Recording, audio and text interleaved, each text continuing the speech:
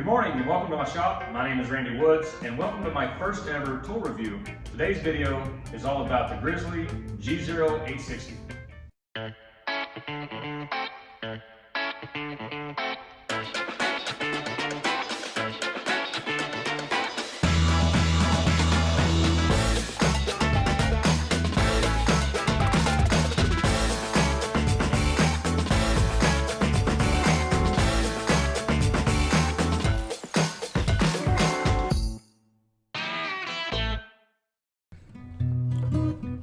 The Grizzly G0860 is a two-stage cyclone separator. The cyclone creates a vortex where all the chips and larger particles are separated into this drum, and then the finer dust particles are filtered here and deposited into this bag. This unit comes equipped with a 110 volt 1.5 horsepower motor, a 12 3/4 inch aluminum impeller. It also features this crank handle that rotates internal paddle brushes that knock any buildup off the filter pleats. It has two 4-inch dust ports.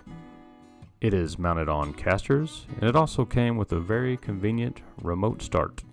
This dust collector can be purchased for $9.95. Now, in my opinion, the two most important things when it comes to dust collection is your suction power, which is measured in CFM, and your filtration level, which is measured in microns. Now this machine runs 868 CFM, or cubic feet per minute. Now that's pretty decent suction for a hobby shop. Might not be great for an industrial setting, but as long as you're using blast gates on all your machines, 868 is ample for a shop, for a hobby shop, or a shop about this size. A dust collector's filtration level is measured in microns. This refers to the size of particles that are being filtered by the dust collector. A micron is a unit of measurement, and 1 micron is equal to 1/1000th of an inch. This unit has a filtration of 1 micron, which is really good. A lot of the other comparable units on the market were 2 microns at best. Well, I've been using this machine for about 2 years now, and I spent about 2 months doing my research and trying to figure out what machine I thought would work best for me. And this eventually is what I came up with. Now, I did come across a couple of articles, a couple of reviews where people were expressing their dissatisfaction with a couple of different aspects of this machine. The one that I kept coming across was people saying that even though this is a 15 amp motor, they had a 20 amp breaker on that circuit and it kept tripping the circuit. Well, the thing is, you never know. Does somebody have a dedicated circuit for this? Are they running multiple tools?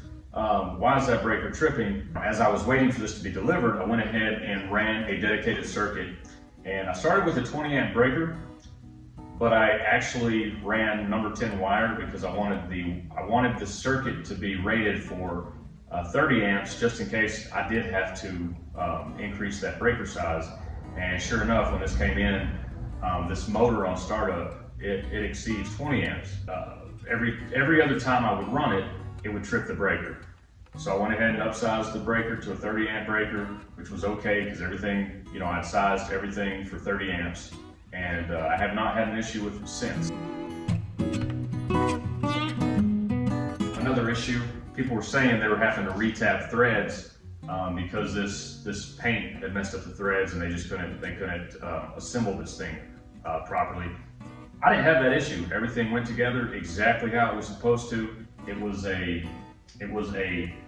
piece of cake. Now I have ran into a couple of issues that I did not read anywhere. One issue being this clamp that holds this bag onto this filter. There's a little groove right here that this clamp goes on, and it doesn't hold like it's supposed to.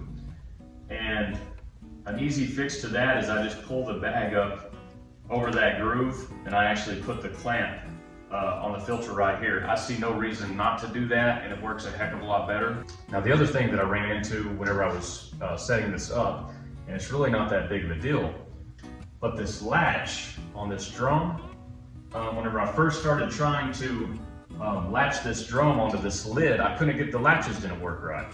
And I started looking a little bit closer. Well, there's there's 2 holes on this latch. So you can configure these latches differently. I don't understand that, but the way they came, they wouldn't work. So I had to take these latches apart, reconfigure them, and then they work great. Now, emptying this thing is a piece of cake. It has a quick release lever on it, and this drum holds a 20-gallon bag, which is a pretty decent size. It's got a little window on the side where you can see when the drum is full. And I've emptied this probably 30 times, and I still haven't replaced the bag. I just take the bag out to the dumpster, I dump the bag, bring it back in here, and put it back in, and I'm good to go. I have a total of 5 machines hooked up to this dust collector, and I'm really impressed with the overall performance.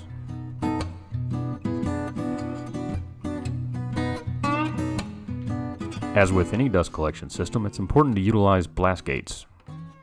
I have one on every tool, and I only open one at a time. This helps maximize suction. I ran 4-inch SDR35 for my dust collection pipe. It's slick, readily available, and works well for this application. It also helps airflow to use 45s instead of 90s.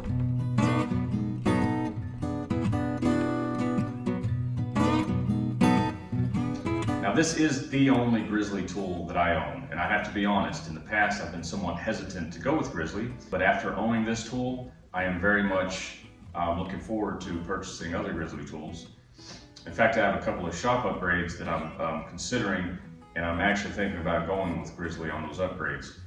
Now, the one thing I will mention, whenever I was rounding up my parts, my hoses, my blast gates, everything to install this system, I did email Grizzly with a couple of questions, and the response I got was basically, hey, what we have is what we have. And they were not helpful at all. And I have since talked to some other people who have had really good experiences dealing with customer service. I don't really want to pass judgment based on my one experience. You know, maybe I just talked to the wrong person. I am very much looking forward to doing more business with Grizzly in the future, because overall, I'm very happy with this machine. That just about wraps up this video. This is a fantastic dust collector. I highly recommend it. As always, be sure to go over to rkwoodworking.com and check out all my other woodworking related content. Also, be sure to like this video and be sure to subscribe to my channel for all my future content, and we'll see you next time.